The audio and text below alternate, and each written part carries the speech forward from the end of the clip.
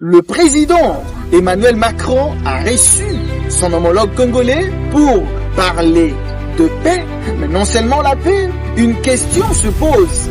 Qu'est-ce que cette rencontre changera vraiment en République démocratique du Congo? On va retenir 3 choses dans notre réflexion.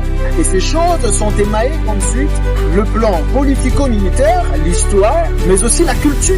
Sur le plan culturel, sur le plan historique et sur le plan politico-militaire, cette rencontre va nous proposer de milliers d'analyses et de profondeur que nous allons essayer de résumer au travers cette vidéo.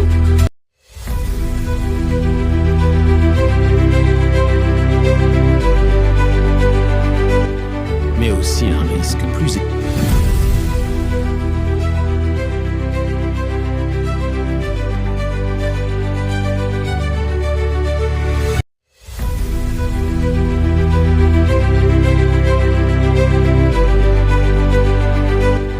Mais aussi un risque plus élevé.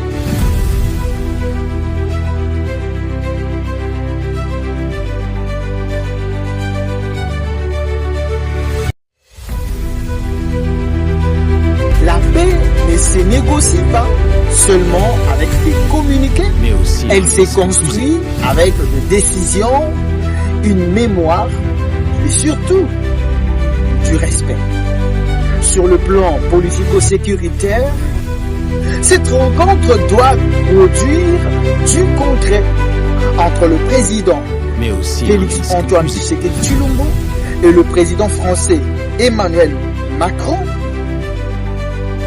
Nous attendons du concret, pas des promesses vagues, du concret pour couper les réseaux qui alimentent l'insécurité, du concret pour renforcer la pression diplomatique sur les fauteurs de guerre. Ce n'est pas le peuple qui doit le rappeler. Ce que le peuple doit retenir ici, c'est si après Paris, il n'y a pas plus de sanctions contre ceux qui pillent, qui financent la violence, alors la rencontre entre le président congolais et le président français aura été symbolique, mais pas stratégique. Parce que la paix, ce n'est pas une photo. La paix, c'est un changement sur le terrain. Les relations Congo-France